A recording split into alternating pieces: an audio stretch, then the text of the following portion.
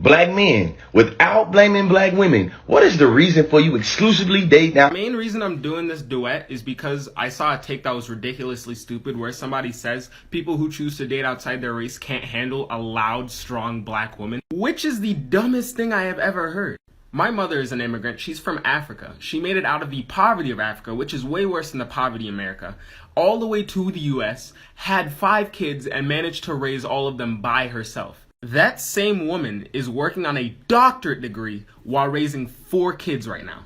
My mother is not loud, she's not mean, she's well-spoken, and she's the strongest black woman that I know. A lot of girls mix up being loud and mean as being a strong black woman, which is stupid.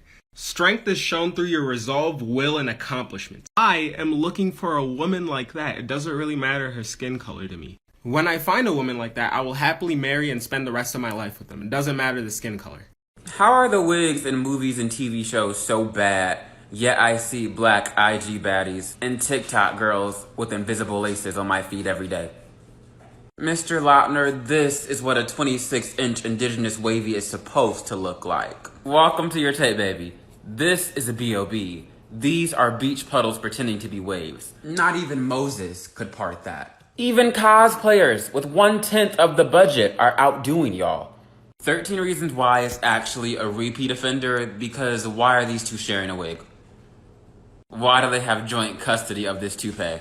Who gets it on weekends? Who's paying child support? So my toxic mom just left for work, so we all know what that means. White people only. This is for my white people. What are some of the ways that white people raise their children that are unique to white people that are abusive? And I want the real tea, because I already know. I noticed that in the field of psychology, sociology, social work, black people and people of color's parenting in general is always pathologized. But I don't hear nothing about white parenting. I don't hear anything about the inherently abusive way that white people parent their children. So I want y'all to sound off. Like, I really want y'all in the comments to be honest and tell me who's been paying attention to their own existence.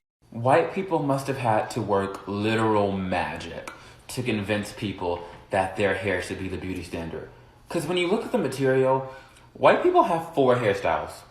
Ponytail, bun, side/middle part, and maybe a braid if they're feeling spicy. On the other hand, black people have locks, twists, twist outs, wash and goes, afros, bantu knots, high top fades, braids, waves. Not me spitting. Nah, for real though, who looked at all of this and was like, no thank you, I prefer my hair thin, greasy, and canine scented. So I just cut my hair. Sis say, I'm gonna shave this patch of hair and let y'all know my stuff works. Ain't no way in hell I would have did that. But it lets me know that she believes in her product. I support black business. I don't play about that. I do support. But I've always had a little issue with hair serums, and here's why. Alopecia. There's different types, and some are irreversible. You can rub and scrub all day. That hair is not coming back. Hereditary reasons. I'm one that I don't have to do much to my hair and it's going to grow. Then you have those that have naturally thin hair. Many are making billions of money off of a certain mindset that black folks have just don't grow. And that's a lie. It does grow. The problem is that we don't retain growth because of our practices. When I learned the concept that less is more, not only did my hair grow like weaves, but I retained the hair that grew. And although I hate oil with a passion, I know that it can be very moisturizing. But there's no magic potion out there to grow your hair. To all my black people, show me what you look like. Now show me the celebrity that white people say you. Okay. I'm about to cry right now. So this is how I used to look in middle school. You know, I was real broad-shouldered and all that. So one day I decided to come to class with a jean vest on. It was English class, of course, because it's always an English teacher saying something like this. And she's been looking at me the entire class. And so I start to leave. And she's like, oh, you look so cool in your vest. Your vest is so cool. And she says I look like a WWE wrestler. And I don't really know those people. So I was like, oh, okay, thank you, cool. I went home to Google who she was talking about. Like, Like, I just wanted to be a pretty little girl back then. And this was like so heartbreaking. Like, that's when I decided that like gender doesn't matter. Like, it don't matter, y'all. I call out everybody, and it just happened to be black people. It's because of videos like yours and your video that claim that there are some black people justifying the murders of Asians by pointing out the anti-black attitudes towards black people in the Asian community. It allows them to deflect from the mistreatment and the exploitation of our community. You can produce any evidence and show it to all of us of black people justifying the murders of Asians, then we will all condemn it together. I will stand by you and condemn it. Until then, we cannot continue to allow them to deflect from the real relationship between the Asian businesses in our communities and the mistreatment and exploitation of our people. Our relationship is purely one-sided, where they take and never give back. To build an alliance, we have to deal with truth. The real truth may be very hard for them to digest, because we don't condone violence towards anyone, but we're the ones who are dying the most and filling the cemetery. Your video perpetuates a false narrative. I want you to know. I want you to know that I want to deal with you in a capacity that nobody else gets to deal with you. I want you to know that I have the capacity to hold space for you as long as you hold space for me too. I want you to know that I give a shit about you, about us, about everything that comes with. I want you to know that I won't shut you out on your dark days, and I won't make you feel like shit when you make a mistake. I want you to know that... Right, to all the black things. When I say I don't like black things, it means I don't like black things. Don't say, but yeah, your mom and dad's black. Yeah, your grandma's black. I don't care, bro. You dirty African gorilla. I don't care about none of them Chinese, fam. If I don't like black...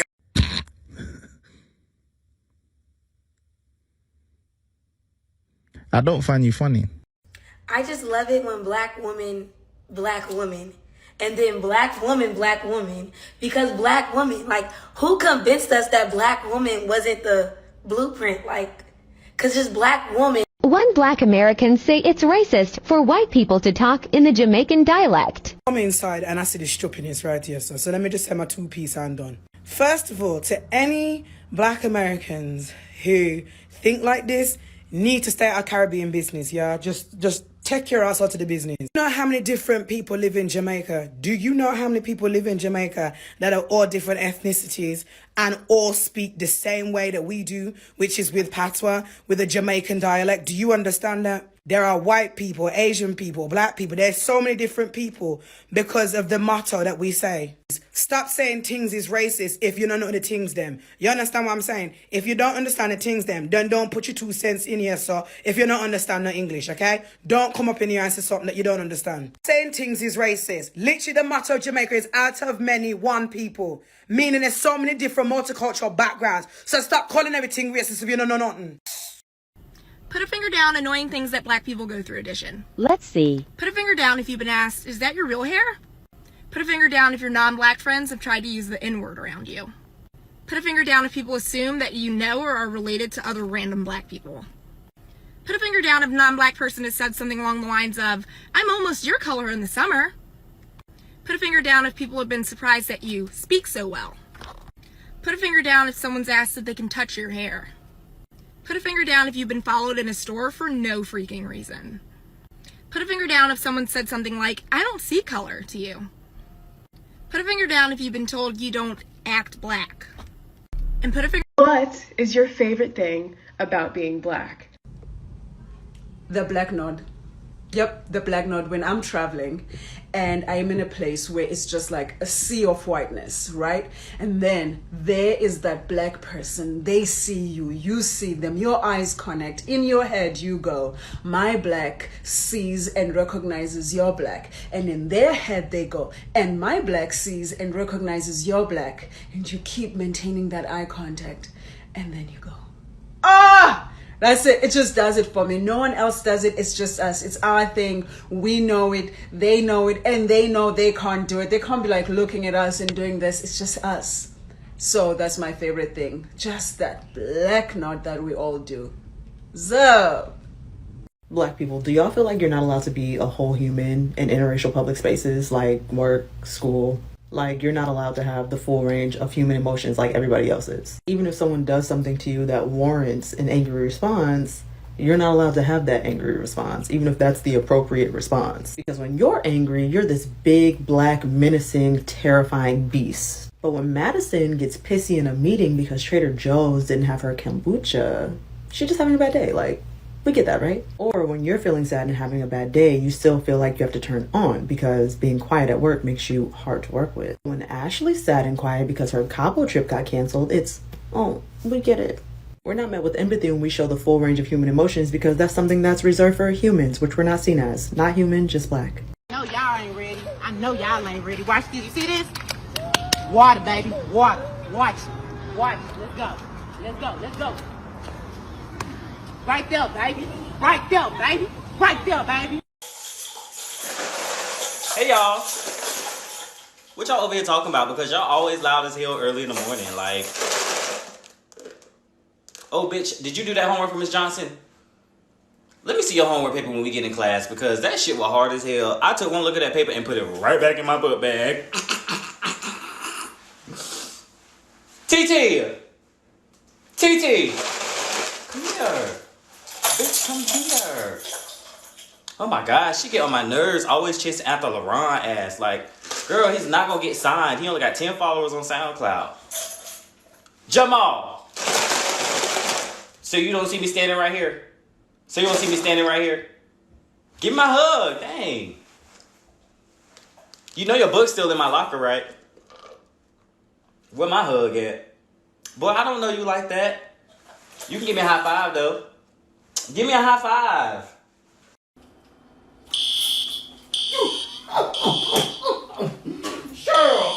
Cheryl, I forgot we had a fire drill today. Let's go. Let's keep it moving. Get back to the buses. Get back. Like Ludacris said, get back. Get back. What were y'all working on in class, Pam? Oh, y'all were testing. Well, look, listen. I don't want to be no tattletale or nothing, but I think one of your students bought her test outside. They all over there by 305. Yes, ma'am. Excuse me, young ladies.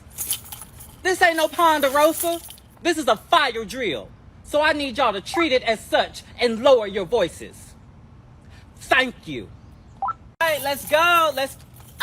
Eminem, you better lose yourself and cut that music off. This ain't the walk home or the 8 Mile. I'm sorry, man, but your card declined. Huh. Blue-eyed Jesus, unseasoned chicken, and Seinfeld. I done gave you the wrong card. Lord have mercy, I'm so stupid. I know you just want to call me stupid. I'm sorry, sir, but your card declined. The hell it did. I just got paid yesterday, so I know it's money on that damn card. Run it again. It's probably something wrong with y'all's system. Shit. It declined again. Let me see that damn card. Hell to the no, because I know I got money on this card. I mean, I just used it at the gas station before I even came here. This is crazy. This is absolutely crazy. Let me step outside and call my bank, because this is not making any sense, because I just used this card today and I got paid.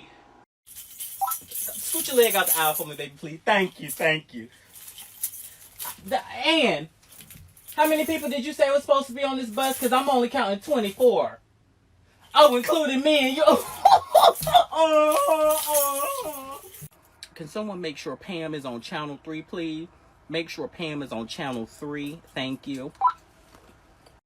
Excuse me. Now, I don't mind y'all listening to your music and carrying on and such, but not with all that swearing in it. So, y'all, if you don't have any headphones, either cut it down or turn it off. And I think you're supposed to make this right where the buses are. They don't put no signs out nowhere. Ladies and gentlemen.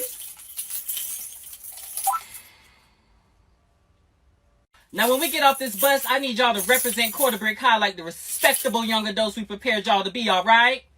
All right.